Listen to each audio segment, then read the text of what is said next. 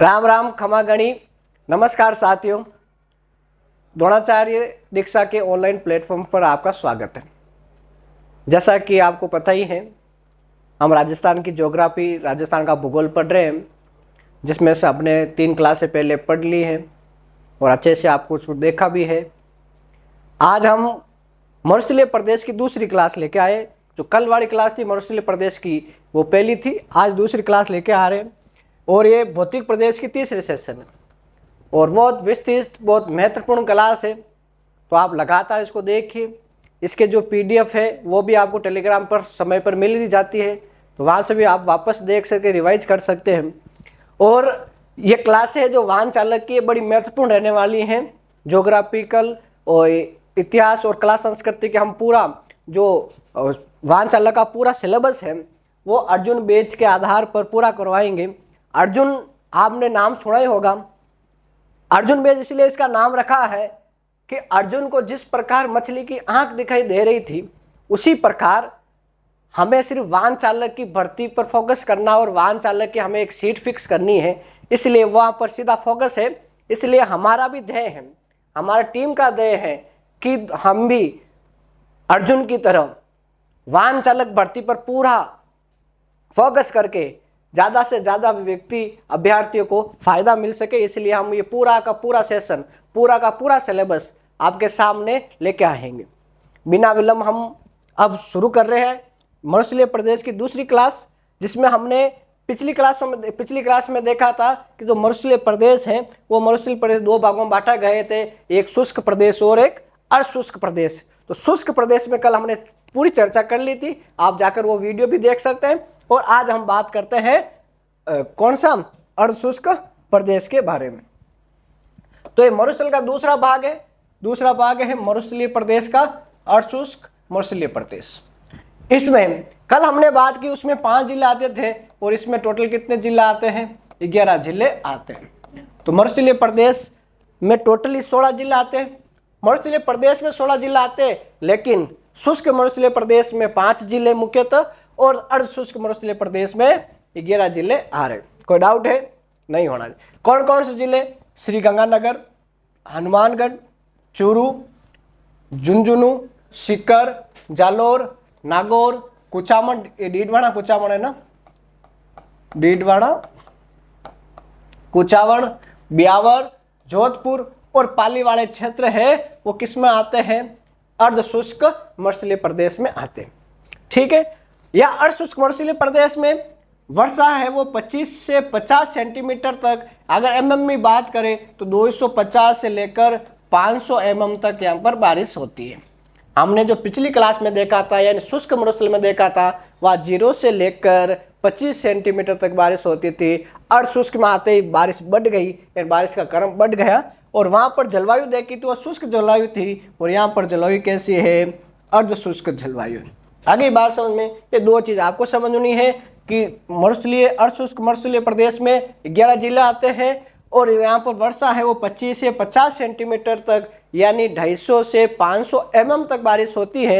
ये भी याद रखना, क्योंकि कभी कभी इस प्रकार के क्वेश्चन भी पूछा जा सकता mm में, फिर पता ही नहीं कि सर कहाँ है जलवायु। और जलवायु कैसी है? यहाँ पर अर्धशुष्क जलवायु है। आपको टेंशन नहीं लेना है, क्योंकि हम इसके बाद नदियाँ, जलवायु, खनिज संपदा, वन्य जीव अभ्यारण्य, सारे के सारे ज्योग्राफी के टॉपिक करेंगे तो समझ में आ जाएगा कि वास्तव में जलवायु कहाँ पर किस प्रकार काम करती है और जलवायु में कौन कौन क्षेत्र आते हैं, वो आगे विस्तार से पढ़ेंगे। यहाँ तक कोई डाउट है कि आपको? नहीं है। चलो फिर आगे चल रहे हैं। अगला देखो, अर्धशुष्क मरुस्थलीय प्रदेश को 4 भागों में बांटा गया है। कितने भागों में बांटा गया है? 4 भागों में अर्धशुष्क मरुस्थलीय प्रदेश को बांटा है। कल हमने बात की थी कि शुष्क मरुस्थलीय प्रदेश को 2 भागों में बांटा गया था, बालुका युक्त प्रदेश और बालुका मुक्त प्रदेश। आज हम वो बात कर रहे हैं कि अर्धशुष्क प्रदेश को कितने 4 भागों में बांटा गया है, जिसमें से पहला है घग्गर का मैदान, दूसरा शेखावटी प्रदेश, तीसरा नागौरी उच्च भूमि और चौथा है गोडवाड़ प्रदेश। ठीक है, ये 4। ये पहले भी हमने जब भौतिक प्रदेश का परिचय पढ़ा था उसमें भी हमने चर्चा की थी कि सारी सारणी बनाकर बात की थी कि किस किस भाग में क्या क्या हम पढ़ेंगे। तो उसमें से हमने वहाँ पर भी लिखा था घग्गर का मैदान, शेखावटी प्रदेश, नागौरी उच्च भूमि और गोंडवाना प्रदेश, वहां पर भी पढ़ा था और यहाँ पर वापस हम विस्तार से देखेंगे। आगे बात आप देख सकते हो, उसको लिख सकते हो आराम से, फिर हम आगे चल रहे हैं।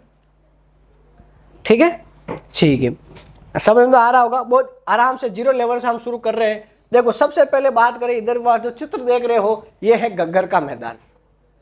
कौन सा मैदान है? घग्गर का मैदान। घग्गर नदी और घग्गर नदी के आसपास वाला क्षेत्र घग्गर का मैदान कहलाता है। तो घग्गर नदी का घग्गर का ये मैदान है पूरा का पूरा। हम बात करें घग्गर के मैदान। घग्गर का मैदान यानी घग्गर नदी के प्रवाह क्षेत्र के आसपास उससे बना मैदान क्या कहलाता है? घग्गर का मैदान कहलाता है। तो सबसे पहले हम ये बात लिख भी सकते हैं कि घग्गर नदी से बना मैदान। ठीक है, तो घग्गर नदी से बना मैदान घग्गर का मैदान कहलाता है। और राजस्थान, जब हम नदियां पढ़ेंगे तो विस्तार से बात करेंगे घग्गर नदी का उद्गम कहाँ से होता है, कहाँ से निकलती है, किस रास्ते से होकर राजस्थान में प्रवेश करती है, राजस्थान में किन किन जिलों से होकर गुजरती है, कहाँ पर ये लुप्त हो जाती है, सारी बात करेंगे आगे। अभी इस क्षेत्र में पढ़ेंगे। तो क्षेत्र कहाँ पर है? तो क्षेत्र है हनुमानगढ़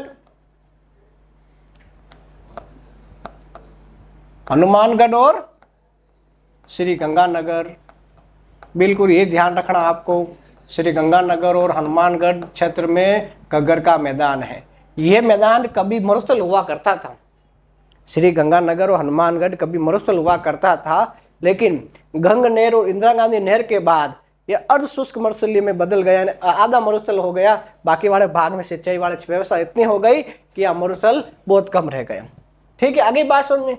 और नदियां जहाँ बहती हैं वहाँ जलोढ़ मृदा पाई जाती है। तो यहाँ पर मिट्टी कैसी पाई जाती है? जलोढ़ कछारी मृदा पड़ी, जलोढ़ या कछारी मृदा पाई जाती। ठीक है, तो जलोढ़ या कछारी मृदा यहाँ पर पाई जाती। कोई डाउट हो तो बताइए। नहीं है? चलो ठीक है। तो यहाँ घग्गर का मैदान कहाँ पर है? घग्गर का मैदान घग्गर नदी से बना मैदान कहलाता है, जो हनुमानगढ़ और श्रीगंगानगर के मध्य है। यहाँ पर मिट्टी कैसी पाई जाती है? जलोढ़ मृदा या कछारी मृदा पाई जाती है। और नाली हनुमानगढ़ में, कहाँ पे? हनुमानगढ़ में घग्गर के प्रवाह क्षेत्र को नाली कहा जाता है। क्लियर बात? सीधा सिंपल सी बात है। तो हनुमानगढ़ में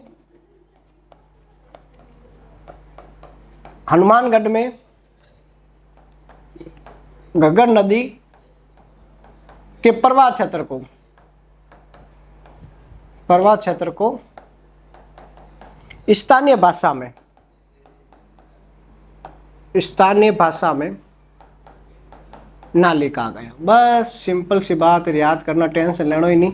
स्थानीय भाषा में क्या कहा जाता है? नाली कहा जाता है। कोई डाउट है? तो हनुमानगढ़ घग्गर नदी के प्रवाह क्षेत्र में स्थानीय भाषा में इसको क्या कहा जाता है? नाली कहा जाता है। कोई डाउट हो तो बताइए। कोई डाउट हो तो बताइए। नहीं है? चलो ठीक। बग्घी क्या है? बग्घी या जो ये मैदान है घग्गर का मैदान, ये घग्गर का मैदान में लिख सकता हूँ, घग्गर का मैदान है। इस घग्गर के मैदान में जो इसका उत्तर पूर्वी भाग है, कौन सा भाग? उत्तर पूर्वी भाग, वहां पर उपजाऊ क्षेत्र है ज्यादा। कैसा क्षेत्र है? उपजाऊ क्षेत्र। और उसको क्या कहा गया? बग्घी कहा गया, क्योंकि जहां से नदी एंटर करती है, वहां पर बहुत सारे भाग हैं जो मैदानी भाग है, जहां पर रेत जलोढ़ बिछ जाती है और वहां पर खेती अच्छी होती है, इसलिए इसको बग्घी को कहा गया है वहां पर। तो मैं कह सकता हूं कि इसके उत्तर पूर्वी मैदानी भाग जो उपजाऊ है, जो क्या है? उपजाऊ है, उसको क्या कहे गए? उसको बग्घी कहते हैं। क्या कहते हैं? बग्घी कहते हैं। कोई डाउट है क्या? नहीं? समझ में आ गया? बस 4 चीज इसके अंदर बात करनी। घग्गर का मैदान घग्गर नदी से बना मैदान है। क्षेत्र का हनुमानगढ़ श्रीगंगानगर में मिट्टी जलोढ़ या कछारी मृदा पाई जाती है। नाली हनुमानगढ़ में घग्गर नदी के प्रवाह क्षेत्र को स्थानीय भाषा में नाली कहते हैं। और बग्घी इस घग्गर के मैदान के उत्तरी पूर्वी भाग जो उपजाऊ क्षेत्र है उसको बग्घी कहते हैं। बिल्कुल सामान्य नॉर्मल सा बात है। आगे बात समझ में? ठीक है, चलो अगला है शेखावटी। वेरी वेरी इंपॉर्टेंट दूसरा भाग है शेखावटी प्रदेश। शेखावटी प्रदेश को बागड़ प्रदेश भी बोलते हैं। बांगड़ प्रदेश भी बोलते हैं। क्या बोलते हैं? बांगड़ प्रदेश, बागड़ है ना, बागड़ प्रदेश भी बोलते हैं। देखो बागड़ या बागड़ एक ही बात है, वागड़ एक है वाह, ये ब से और वो वाह है, वाह वाला है डूंगरपुर बांसवाड़ा, ये भी आपको थोड़ा ध्यान रखना है। देखो शेखावटी वाला क्षेत्र में आपको पता ही कौन कौन जिला आते, तो आप लिख सकते हो चूरू, सीकर, झुंझुनू, नागौर, नागौर कुछ भाग आता है, डीडवाना, कुचामन आता है, डीडवाना में डीडवाना ही लिख रहा हूं, आप समझ लें डीडवाना, ये सारे के सारे भाग है वो कहां पर आते हैं? शेखावटी प्रदेश में आते हैं, शेखावटी वाले भाग में ये आते हैं। कोई डाउट है क्या? नहीं है? तो ये चूरू, सीकर, झुंझुनू, नागौर, डीडवाना वाला भाग है वो शेखावटी वाले क्षेत्र में आते हैं। और ये शेखावटी वाला देखो मैदान है, ये शेखावटी का है ना, शेखावटी प्रदेश, ये शेखावटी प्रदेश। ठीक है, इस प्रकार के बीएड वगैरह शेखावटी में होते हैं। देखो अन्य नाम क्या है शेखावटी के? तो इसको हम क्या कह सकते हैं? इसको बागड़ प्रदेश भी कह सकते हैं, बागड़ प्रदेश, बागड़, ये वो और ये दोनों सेम है ना। इसके अलावा आंतरिक प्रवाह क्षेत्र भी कहते हैं इसको, आंतरिक प्रवाह क्षेत्र। क्या कहते हैं? आंतरिक प्रवाह क्षेत्र। आगे जब हम नदियां पढ़ेंगे ना, उस नदियां में हम बात करेंगे आंतरिक प्रवाह क्या होता है। हालांकि हम यहाँ पर शॉर्ट में बता सकते हैं कि वे नदियां जो अपना पानी किसी बड़े स्रोत में ना ले जाकर किसी स्थान पर लुप्त हो जाती है, उन नदियों वाले क्षेत्र को हम क्या कहते हैं? आंतरिक प्रवाह की नदियां कहते हैं या आंतरिक प्रवाह क्षेत्र कहते हैं। तो ये आंतरिक प्रवाह क्षेत्र है। तो इसका अन्य नाम भी है कि बागड़ प्रदेश या आंतरिक प्रवाह क्षेत्र भी है, शेखावटी प्रदेश भी कहते हैं और बांगड़ प्रदेश भी इसको कहते हैं। कोई डाउट है क्या? नहीं है। चूरू, सीकर, झुंझुनू, नागौर और डीडवाना वाले भाग में ये पाया जाता है। जोड़ या नाडा क्या है? ये जो आपको दिखाई दे रहा है ना, ये वाला भाग, ये जोड़ है। ये जो भाग बड़ा है ये क्या है? जोड़ है। जोड़ क्या है? ये वर्षा जल को संग्रहित करने के लिए एक बनाया गया भाग है, वो क्या है? जोड़ है। तो आप यहाँ लिख सकते हैं वर्षा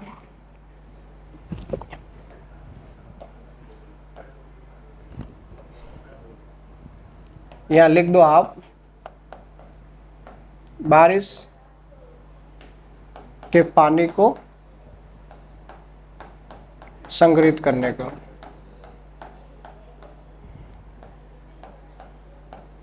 का स्थान।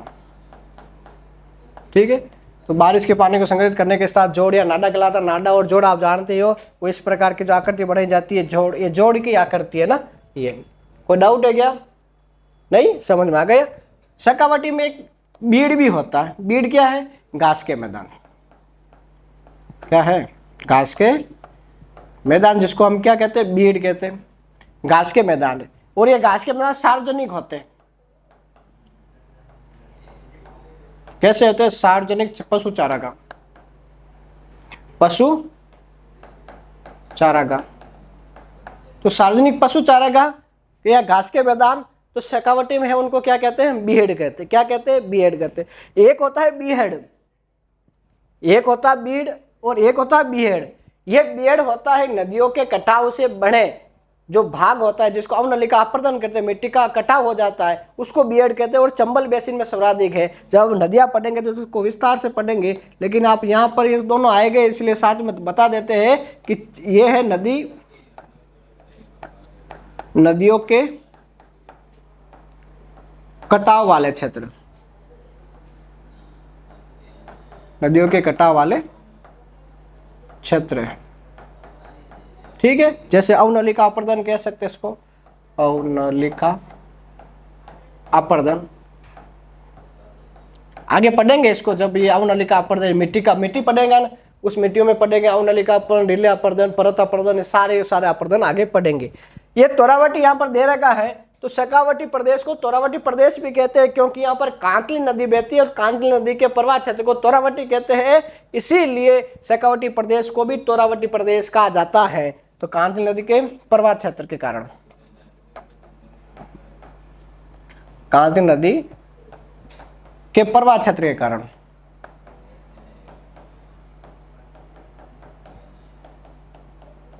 कांगनी नदी के प्रवाह क्षेत्र के कारण इसको क्या कहा गया है, तोरावटी कहा गया। और ये सारा का सारा जो मैदान है वो शेखावटी वाला प्रदेश है। कोई डाउट है क्या, समझ में आ रहा है? सामान्य से पढ़ रहे, जीरो लेवल से पढ़ रहे, और ज्यादा भी कोई इतना हार्ड एंड फास्ट वाली लैंग्वेज नहीं है, क्लिष्ट लैंग्वेज नहीं है, वो सामान्य अर्थों में जहाँ से आप क्वेश्चन आराम से पढ़ के उसका आंसर निकाल सकते हो, समझ सकते हो। तो बहुत शॉर्ट में और बहुत अच्छी तरीके से हम यहाँ पर आपके सामने प्रस्तुत कर रहे हैं ये सारी चीज़ें, तो आप इसको आराम से देख कर पढ़ सकते हो और आराम से याद भी हो सकता है। सिंपल शेखावटी प्रदेश, इसको बागड़ प्रदेश कहते हैं। चूरू, सीकर, झुंझुनू, नागौर, डीडवाना वाला क्षेत्र इसमें आता है। बागड़ यहाँ आंतरिक प्रवाह क्षेत्र, इसका अन्य नाम है जोड़ या नाडा। बारिश के समय पानी और संग्रहित करने का स्थान है। घास के मैदान जो सार्वजनिक पशु चारागाह होते हैं। बीड़ है, नदियों के कटाव वाले क्षेत्र आंतरिक प्रवाह है। ये बीड़ यहाँ लिख देता हूं मैं, चंबल वाले क्षेत्र में मिलेंगे, यहाँ पर नहीं मिलेंगे। चंबल वाले क्षेत्र में बीड़ मिलेंगे, यहाँ शेखावटी में कोई बीड़ नहीं है, बस बीड़ और बीहड़ में अंतर है, इसलिए यहाँ पर लिख दिया गया। तोरावटी कांगनी नदी के प्रवाह क्षेत्र के कारण इसको तोरावटी प्रदेश भी कहा जाता है। कोई डाउट है तो बताइए। आगे बात समझ में? ठीक है, तो आप ये आराम से देख सकते हो, लिख सकते हो, फिर हम आगे चल रहे हैं। अगला है नागौरी उच्च भूमि। नागौरी उच्च भूमि, नागौरी उच्च भूमि का नागौर वाले क्षेत्र है, क्षेत्र इसके लिख तो नागौरी उच्च भूमि के, तो नागौरी उच्च भूमि के क्षेत्र है जैसे इसमें अजमेर, नागौर और डीडवाना कुचामन। डीडवाना कुचामन, अजमेर, नागौर, डीडवाना, कुचामन के मध्य वाला भाग नागौरी उच्च भूमि कहलाती है। क्या कहलाती है? नागौरी उच्च भूमि कहलाती है। कोई डाउट है क्या? नहीं है। इस वाले क्षेत्र में यहाँ की जो मृदा है, इस वाली मृदा में सोडियम क्लोराइड ज्यादा पाया जाता है। क्या पाया जाता है मिट्टी में? Sodium chloride. सोडियम क्लोराइड ज्यादा पाया जाता है। ठीक है, ठीक है। इसमें मृदा में सोडियम क्लोराइड ज्यादा पाए जाते हैं, इसलिए इस वाले क्षेत्र में बहुत सारी नदी झीलें है वो भी खारी हो जाती इसी कारण से। ठीक है, कोई यहाँ तक डाउट है क्या?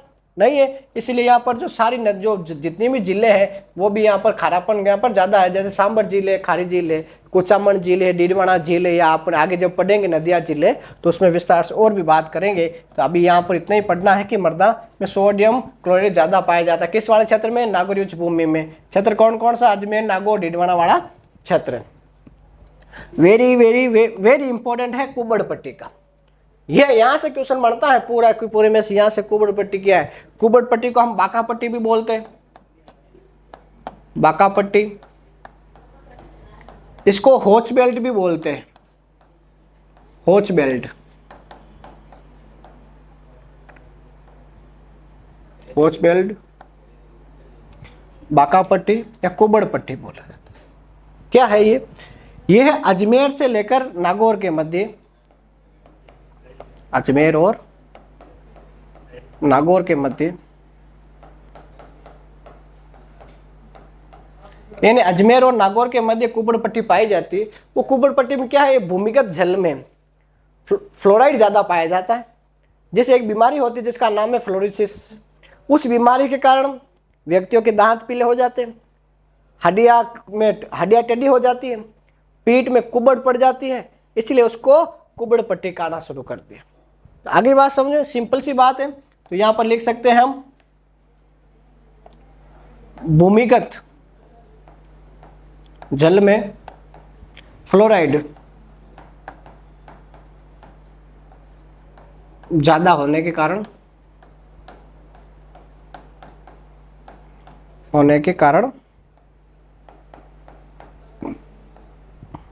लोगों की हड्डियां झुक जाती है।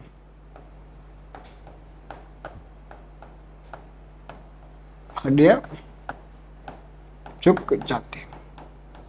ठीक है।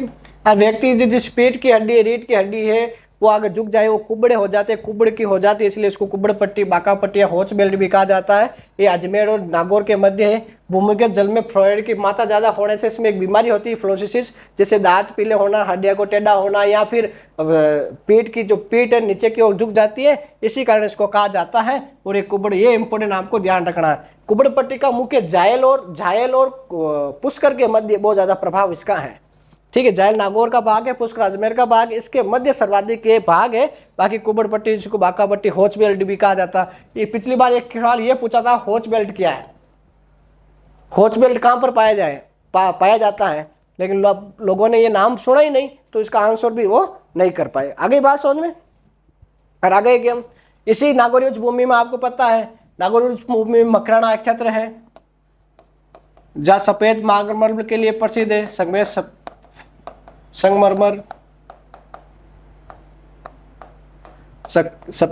संगमरमर के लिए प्रसिद्ध है मकराना।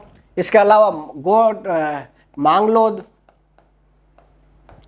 मांगलो जिप्सम के लिए प्रसिद्ध है इसी क्षेत्र में, और है ना। ठीक है, इसके अलावा जायल है जो फ्लोराइड, यही फ्लोराइड, जायल फ्लोराइड के लिए प्रसिद्ध है। ये खनिज है जो हम आगे खनिज वाले भाग में भी पढ़ेंगे। तो ये सारी चीजें हैं यहाँ पर। कोई डाउट है क्या? आगे बात समझ में। तो ये नागौरी उच्च भूमि ये क्षेत्र है, यहाँ पर मिट्टी में क्या पाई जाती है, सोडियम क्लोराइड ज़्यादा पाई जाती है, इसलिए यहाँ पर जो पानी है वो खारा हो जाता है। कुबड़ पट्टी, बाका पट्टी, होच बेल्ट अजमेर से नागौर के मध्य है, जो भूमिगत जल में फ्लोराइड की मात्रा ज़्यादा होने के कारण हो जाता है, जिसमें व्यक्तियों की हड्डी झुक जाती है, इसलिए इसको कुबड़ पट्टी कहा गया। कोई डाउट है क्या? नहीं है, फिर आगे चल रहे। देखो अगला है गोडवाड़ प्रदेश। गोडवाड़ प्रदेश लूनी नदी के बेसिन वाला भाग है, वो गोडवाड़ा प्रदेश कहलाता है। लूनी नदी, जहाँ हम नदियाँ पढ़ेंगे आगे, जो उसमें बात करेंगे, जो लूनी नदी वाला प्रवाह क्षेत्र है उसको क्या कहेंगे? गोडवाड़ा प्रदेश। इसमें जो क्षेत्र है मुख्यतः वो आप लिख सकते हैं। जैसे इसमें क्षेत्र है, हम लिख दे पाली, जालोर, बालोतरा, बाड़मेर, जोधपुर का कुछ भाग इस वाले क्षेत्र में आते हैं। तो पाली, जालोर, बालोतरा, बाड़मेर और जोधपुर का कुछ भाग है वो इस वाले भाग में आता है, गोडवाड़ा प्रदेश। कोई डाउट है क्या? नहीं है। आगे यह है दूसरा नेड़ या रेल भी कहते हैं और नेड़ भी कहते हैं। लूनी नदी के प्रवाह क्षेत्र को जालोर सांचौर में नेड़ या रेल कहते हैं। तो आप ये भी लिख सकते हैं। तो सिंपल सी बात है, लूनी नदी के प्रवाह क्षेत्र को स्थानीय भाषा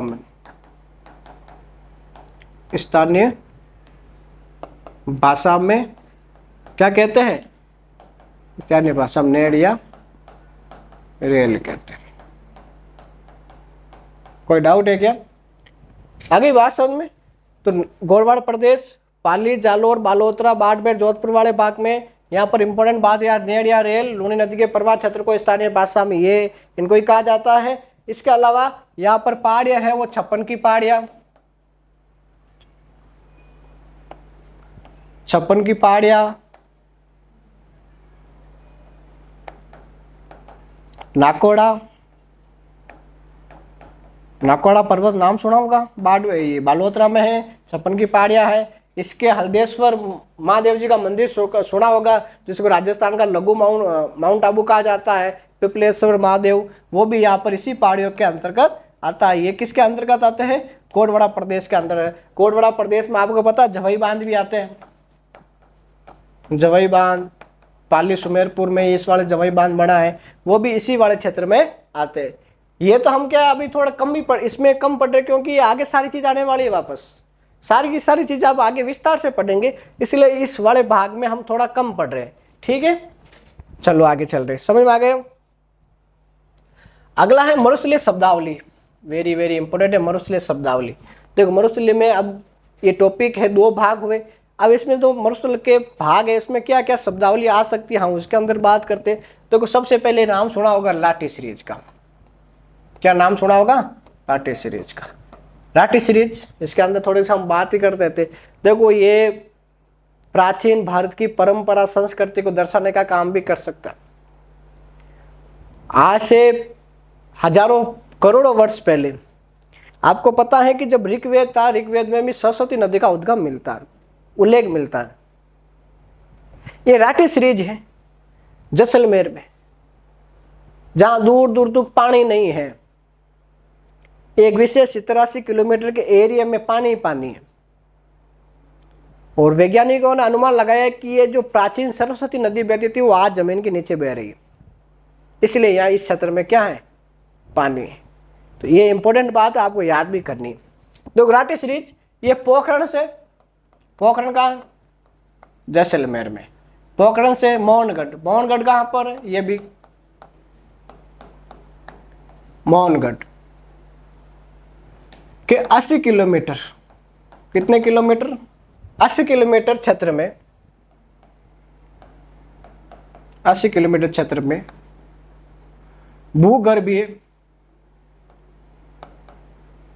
जलपट्टी है। कैसी पर जलपट्टी है, भूगर्भीय जमीन के अंदर जलपट्टी है। पोखरण से मोहनगढ़ तक वो भूगर्भीय जलपट्टी इसी क्षेत्र में कहा जाता है। ये प्राचीन सरस्वती नदी का, प्राचीन सरस्वती नदी का अवशेष माना जाता है।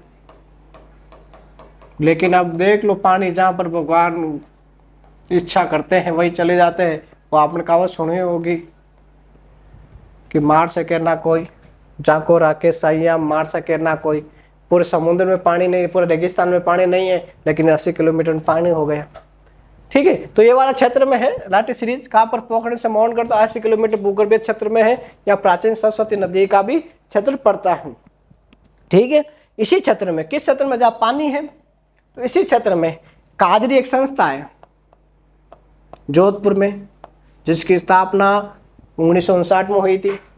हम ये बात करेंगे आगे काजरी संस्था की, अफ्रीकी संस्थाओं की। तो काजरी संस्था है 2007 में, 2007 में राठी सीरीज में 2007 में धामण, करड़, वेरी वेरी इंपॉर्टेंट है, धामण, करड़ और सेवण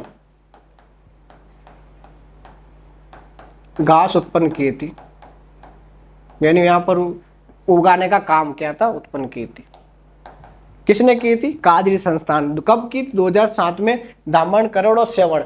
हम धामण, करड़ और सेवण को भी आगे विस्तार से चर्चा करेंगे जब हम वनस्पति पढ़ेंगे, उसमें इसके वैज्ञानिक नाम के आधार पर और इसके अलावा इनके काम, इनकी पौष्टिक आहार, इसमें क्या क्या पदार्थ, खनिज पदार्थ पाए जाते हैं, वो भी सारे के सारे हम बात करेंगे। तो ये काजरी द्वारा।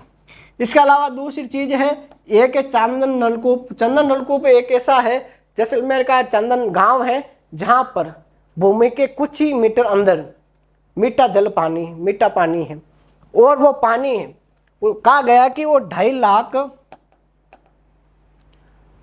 लाख लीटर पानी प्रति घंटे, यानी 1 घंटे में 2.5 लाख लीटर पानी निकाल देता है। उतना पानी उसके अंदर है, इसलिए इसको थार का घड़ा कहते हैं। ठीक है, तो ये इसको थार का घड़ा कहा जाता है। क्या कहा जाता है, थार का घड़ा कहा जाता है, जहां पर इतना पानी निकलता है। और ये जैसलमेर में है। ये तो वैसे भी आपको पता ही है, ये जैसलमेर में है। वो राठी सीरीज भी कहाँ पर है, जैसलमेर। जैसलमेर के कौन से भाग में, जैसलमेर के पोखरण मोहनगढ़ के बीच में है। यहाँ पर धामण, करड़, सेवण घास भी पाई जाती है। किस क्षेत्र में, राठी वाली सीरीज में। कोई डाउट है क्या, नहीं है। अगला चले आगे, समझ में आ गई बात, ये चीज। चलो आगे देखते। अगला, मरुस्थल के प्रकार। वेरी इंपॉर्टेंट है कि मरुस्थल, अभी तो हमने पढ़ा था कि मरुस्थलीय प्रदेश पढ़ा था, मरुस्थलीय प्रदेश में क्या क्या होता है। लेकिन हम बात कर रहे हैं कि मरुस्थल होता है क्या, मरुस्थल के प्रकार कितने हैं। तो पहली बात कि इर्ग एक मरुस्थल है। क्या है, इर्ग, लिख देते हैं। ऐसा मरुस्थल, ऐसा मरुस्थल जहां सिर्फ बालू ही बालू है, जी रेत ही रेत हो, बाकी कुछ हो ही नहीं, यानी संपूर्ण मरुस्थल, संपूर्ण मरुस्थल। आगे बात समझ में? तो इर्ग किसे कहेंगे? जहां पर कोई वन वनस्पति जीव जंतु कुछ नहीं दिखाई देता हो, सिर्फ आप रेत ही रेत, रेत के टीले टीले दिखाई देते हो, वो इर्ग क्या कहलाता है? इर्ग कहलाता है, वो मरुस्थल का एक प्रकार है। आगे इसका चित्र है मैं बता दूंगा अभी आपको। दूसरा है हमादा, एक वो प्रकार हो गया। दूसरा है हमादा, यह है पथरीला मरुस्थल। पथरीला मरुस्थल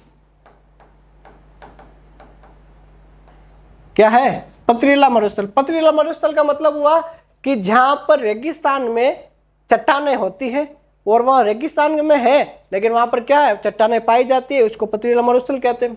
राजस्थान में पोखरण, फड़ौदी और बालोतरा। मैं ऐसे एक चीज बना दूं, या फड़ौदी है या बालोतरा है और यहाँ पर पोखरण है। इन वाले क्षेत्र यानी ट्रायंगल में, इस वाले क्षेत्र में ये पथरीला मरुस्थल पाया जाता है। इस वाले क्षेत्र में क्या पाया जाता है? पथरीला मरुस्थल। जैसे इसको अब जैसलमेर,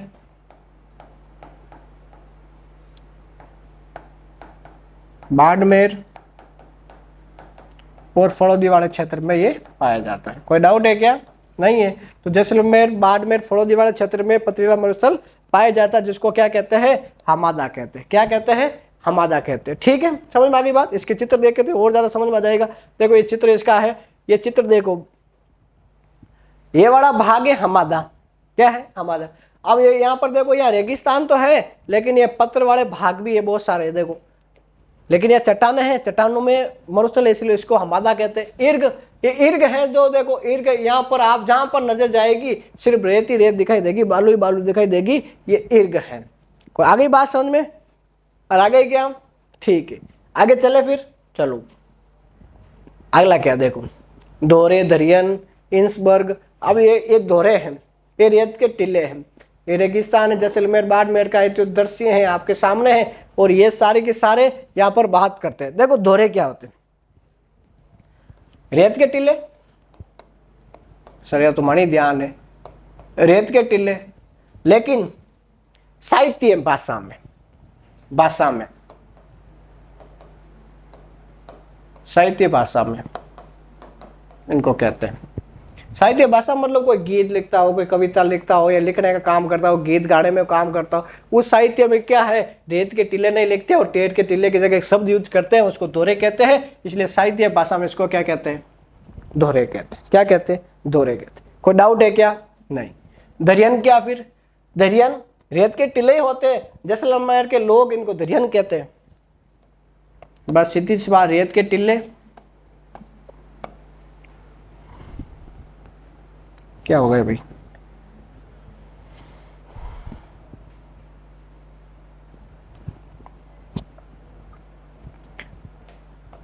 रेत के टीले जैसलमेर में स्थानीय लोग स्थानीय भाषा में दरियन कहते हैं। क्या कहते हैं? दरियन कहते हैं। और ये दरियन स्थानांतरण होते हैं, स्थानांतरण होते हैं, यानी एक खेत है दूसरे खेत में, एक जगह से दूसरी जगह आगे चले जाते हैं दरियन। यानी आज हमारे यहाँ मान लो हमारा खेत है, हमारे खेत में आज बहुत बड़ा रेत का टीला था, इतनी हवा चली रात भर पता ही नहीं चला, सुबह उठे तो दूसरे खेत है वो दरियन चला गया। यानी वो जो रेत का टीला वो स्थानांतरण हो जाता है, बहुत तेज गति से होते हैं, इसलिए इसको दरियन स्थानीय भाषा में कहते हैं, दरियन कहते हैं। आगे बात सोच में कोई डाउट हो तो बोलिए। ठीक है, इंसबर्ग क्या है कि ये रेगिस्तान में ढलान रूप में कुछ चट्टानें होती है जिसके चारों तरफ पानी भर जाता है, उसको इंसबर्ग कहते हैं। बस सिंपल सी बात है। जैसे ये है, ये ढलानों में चट्टानें हैं और यहाँ पर थोड़ा पानी भर जाता है तो इसको कहते हैं रेत के टीले जो ढलान नुमा हो, जिसके ये सारे शब्दावली है ना, चारों ओर पानी भर जाता है। ठीक है, एग्जाम में तो बहुत कम ही पूछे जाते हैं ये सारे, लेकिन आपको याद करना है, पढ़ने के लिए सब कुछ पढ़ना पड़ेगा, तो इसलिए एग्जाम में साइड बहुत कम ही है तो इसको पूछा जाएंगे, लेकिन तो भी हमें क्या है, इसको पढ़ते रहना चाहिए। ठीक है, फिर आगे चले, ये तो सामान्य अर्थों में हो गए। अगला कौन सा, देखो पलायन। क्या होती है पलायन? रेगिस्तान में जो खारे पानी की झीलें होती है उसको पलायन कहते हैं, सीधी सिंपल सी बात है। मरुस्थल में खारे पानी की झीलें, मरुस्थल में खारे पानी की झीलें पलायन कहलाती है। कोई डाउट हो तो बताइए। नहीं है? देखो रन या टाट, ये भी इंपॉर्टेंट है। रन या टाट क्या है? रन और टाट ये भी एक पलाय की तरह ही होता, लेकिन यहां पर खारा पानी नहीं, यहां पर मीठा पानी होता, वर्षा वाला। ठीक है, तुम याद रखता हूं, रेत के टीले के बीच यानी दोरे के बीच वर्षा का जल इकट्ठा हो जाता है, इकट्ठा हो जाता है, उसे क्या कहते हैं? और उसको क्या कहते हैं भाई? रन या टाट कहते हैं। मरुस्थल में खारे पानी की झीलों को क्या कहते हैं? पलाया कहते हैं। क्या कहते हैं? पलाया कहते हैं। खड़ीन, खड़ीन क्या है? जो रन या टाट ये सूख जाने के बाद जो पीछे जमीन बचती है उसको खड़ीन कहते हैं, और वहां पर पालीवाल समुदाय के लोग खेती करते हैं, इसलिए इसको खड़ीन खेती भी कहा जाता है। आगे बात सिंपल सी, रन या टाट सूखने के बाद खड़ीन कहलाता है। क्या कहलाता है? खड़ीन कहलाता है। और इसमें यहां लिख देता हूं, पालीवाल समाज, पालीवाल समाज ने शुरुआत की थी 1557, खेती करता है, उसे खड़ीन खेती कहते हैं। बस खड़ीन खेती कहते हैं। समझ में आ गई? नॉर्मल सी बात है और सिंपल सी। एक खड़ीन क्या है? तो रन और टाट सूखने के बाद वहां पर खेती की जाती है, उसको खड़ीन खेती या खड़ीन कहलाता है। रन और रेत के टीले की भी वर्षा जल अस्थायी रूप से जिले हो जाती है उसको, और मौसम में खारे पानी की जिले को क्या कहते हैं? पलाया कहते हैं। कोई डाउट हो तो यहां तक बताइए। बालसन क्या है? बालसन है मरुस्थलीय क्षेत्र में, मरुस्थलीय क्षेत्र में पर्वत या चट्टानों के मध्य, चट्टानों के मध्य जल का स्रोत, जल का स्रोत हो उसे बालसन कहते हैं। ठीक है, यानी मरुस्थलीय क्षेत्र के चट्टानों या पर्वतों के मध्य है जो बालसन कहलाता है। मरुस्थलीय क्षेत्रों में वो, उसमें क्या होता है? पानी होता है, जल का स्रोत होता है, उसको क्या कहेंगे? उसको क्या कहेंगे? बालसन कहेंगे। क्या कहेंगे? बालसन कहेंगे। आगे बालसन में इसका एक उदाहरण लिख सकते हैं, सांबर झील। क्या कह सकते हैं? सांबर झील। ये सांबर झील इसका उदाहरण, सांबर जयपुर वाली ये बालसन एक झील है। ठीक है, इसके अंदर हालांकि हम आगे जिले पढ़ेंगे, नदियां पढ़ेंगे, बांध पढ़ेंगे, परियोजना पढ़ेंगे, बहुत कुछ पढ़ेंगे। आप बस द्रोणाचार्य दीक्षा के साथ जुड़ते रहिए और लगातार क्लासें देखते रहिए, इस नोट्स उतारते रहिए, और वाहन चालक परिचालक वाली वैकेंसी इसको 100% निकाल लीजिए। क्लियर बात है? तो ये सारी चीजें आपको समझ में आ गई होगी। बालसन, खड़ी, रन, प्लाया, ये सारे क्या शब्दावली है? किसकी? मरुस्थलीय क्षेत्र की। ठीक है, ठीक है, आगे चलते क्या है और भी है। देखो लघु मरुस्थल, थली और तली, ये भी क्या है? देखो लघु मरुस्थल किसे कहेंगे? कच्छ की खाड़ी नाम सुना होगा, गुजरात में कच्छ की खाड़ी से लेकर, यानी कच्छ से लेकर बीकानेर तक, बीकानेर तक तो मरुस्थल है, उसको लघु मरुस्थल कहते हैं। क्या कहते हैं? यानी कच्छ की खाड़ी से बीकानेर तक जो मरुस्थल है उसको क्या कहेंगे? उसको क्या कहेंगे? कच्छ की खाड़ी से बीकानेर तक का मरुस्थल को लघु मरुस्थल कहेंगे। थली, रेत के टीले का ऊपरी भाग,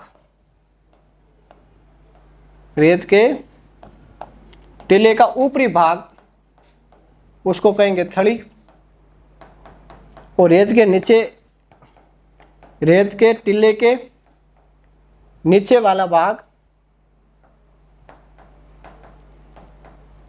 क्या कहलाता है? तली कहलाता है। ठीक है, ये हालांकि एग्जाम में तो नहीं, ये पूछा जा सकता है रेत के टीले का ऊपरी भाग है, ऊपर वाला भाग है, ऊंचाई पर जो भाग है उसको थड़ी कहते हैं। थड़ी में रहने वाला आदमी तो थड़ी कहते हैं, और तड़ी है जो रेगिस्तान के रेत के टीले के नीचे वाला भाग है वो क्या कहलाता है? तड़ी कहलाता है। कोई डाउट है क्या? आगे बात समझ में? ठीक है, आगे चले। चलो सर, नॉर्मल था। रेगिस्तान का मार्च, रेगिस्तान का मार्च क्या है? देखो रेगिस्तान का मार्च कुछ नहीं है, रेगिस्तान का मार्च मरुस्थल आगे बढ़ रहा है, मरुस्थल का आगे बढ़ना। हम इस मृदा, जब मिट्टिया मृदा पढ़ेंगे राजस्थान में, उसमें ये विशेष बात करेंगे रेगिस्तान का मार्च क्या हो रहा है, क्योंकि हम पेड़ पौधे खनिजों के लिए पर्वत अरावली को तोड़ रहे हैं। तो समय समय के साथ ये जो हमारा मरुस्थल है वो आगे की ओर बढ़ रहा है। पहले जून तक सीमित था, अब अलवर भरतपुर दिल्ली तक पहुंचने वाला, हरियाणा से होते हुए, तो धीरे धीरे मरुस्थल का ये क्या कहते हैं? मरुस्थल का रेगिस्तान का मार्च कहते हैं, इसलिए मरुस्थल आगे बढ़ना होता है। वेरी वेरी वेरी इंपॉर्टेंट है बाप बोल्डर। बाप बोल्डर क्या है? देखो बाप बोल्डर एक क्या, चट्टानों का एक भाग है। क्या है? चट्टानों का भाग है। कहां पर? फड़ौदी में।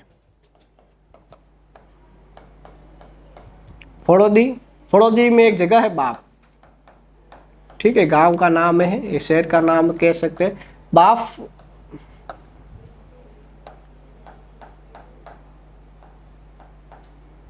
फड़ौदी जिले में ये बाप क्षेत्र है। वहां पर बहुत प्राचीन समय की, कार्बोनिफेरस समय की यहाँ पर चट्टानें पाई गई, उसको क्या क्या कहा गया? बाप बोल्डर कहा गया। ठीक है, तो कार्बोनिक फेरस काल की चट्टानें पाई गई, उसको नाम दे दिया, बाप क्षेत्र में पाई गई, इसी को बाप बोल्डर नाम दे दिया। ठीक है, और किस क्षेत्र में? फड़ौदी में। कोई डाउट है क्या? लगी बात? सिंपल सी बात है, 2-3 चीजें, इसमें तो ज्यादा कुछ है ही नहीं। अगला क्या देख लीजिए, राष्ट्रीय मरु उद्यान, ये कहां पर है? जैसलमेर में।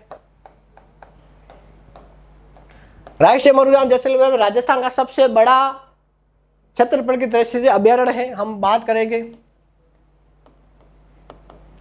सबसे बड़ा अभ्यारण्य। ठीक है, आगे बात समझ में। यहां पर एक सांप पाया जाता, पीवड़ा सांप। कौन सा सांप पाया जाता है? पीवड़ा सांप पाया जाता है। पीवड़ा सांप है सर, वो पीवड़ा सांप। देखो पीवड़ा सांप आपने नाम सुना होगा, नहीं सुना तो बता दूं। एक तो पहली बात, पीवड़ा सांप तो सीधे ऐसे चलते हैं, पीवड़ा सांप ऐसे चलता है तिरछा। दूसरी बात, वो क्या करता पता है? व्यक्ति के छाती पर आकर बैठता है, और जैसे व्यक्ति सांस लेता है, वो जैसे सांस वापस लेता है छोड़ता है, उसी प्रकार पीवड़ा सांप भी सांस छोड़ता है, उसमें से जहर होता है, मतलब वो जो सांस जहर वाली होती है, व्यक्ति का दम घुटने लगता है और धीरे धीरे उसकी मृत्यु हो जाती है। ये पीवड़ा सांप, ये जो सांस पी जाता है, इसलिए कहते हैं इसको पीवड़ा सांप। क्लियर बात है? तो ये पीवड़ा सांप यहाँ पर एंडरसन मेंढक, जब सांप होंगे वहाँ मेंढक भी होगा, मेंढक का क्या नाम ना? एंडरसन मेंढक। ठीक है, बहुत सारे बाकी बहुत सारी चीजें। आकलवुड प्रोसेस पार्क है, ये भी आकल गांव कहां पर है? जैसलमेर में। यहां पर क्या विशेषता है? यहां पर 18 करोड़ वर्ष पहले के वनस्पति यानी लकड़ी के अवशेष मिले। वनस्पति के अवशेष देख लो, साइंस कितनी आगे बढ़ चुकी है। हमें कल का पता नहीं, हमारे पूर्वजों का नाम पता नहीं, लेकिन विज्ञान इतनी तरक्की कर ली है कि 1800 करोड़ वर्ष पहले के अवशेष है, उसका भी पता लगा दिया कि किस उम्र के किस क्षेत्र में है। ठीक है, आकलवुड पार्क जैसलमेर में है, यानी मरुस्थल वाले भाग में है। राष्ट्रीय मरु उद्यान ये भी जैसलमेर मरुस्थल वाले भाग में है। ये तो कुछ चीजें हैं जो हमने बात की। देखो वेरी वेरी वेरी इंपॉर्टेंट है ये तीनों चीजें, आपको ये इंपॉर्टेंट बात याद रखनी। 10 सेंटीमीटर वर्षा रेखा भारत पाकिस्तान के मध्य है, भारत और पाकिस्तान के मध्य है, और ये केवल कहां पर है? जैसलमेर। केवल कहां पर है? जैसलमेर है। 10 सेंटीमीटर जहाँ बारिश होती है उधर पाकिस्तान में 10 सेंटीमीटर और भारत में भी 10 सेंटीमीटर बारिश होती है, वहाँ तक ही होती है। उसके बाद बॉर्डर शुरू हो जाता है, उधर पाकिस्तान हो जाता है और इधर भारत हो जाता है। इसलिए 10 सेंटीमीटर रखता है, तो भारत पाकिस्तान के मध्य वाला सीमा का निर्धारण करती है। 25 सेंटीमीटर वर्षा रेखा है, शुष्क और अर्धशुष्क को अलग करती है। अभी पढ़ा था शुष्क मरुस्थल, मरुस्थलीय भाग और अर्धशुष्क मरुस्थलीय भाग को अलग करती है। अर्धशुष्क मरुस्थलीय भाग को अलग करती है। आगे बात समझे, यानी भारत पाकिस्तान को अलग करने वाली वर्षा रेखा है वो 10 सेंटीमीटर केवल जैसलमेर में है।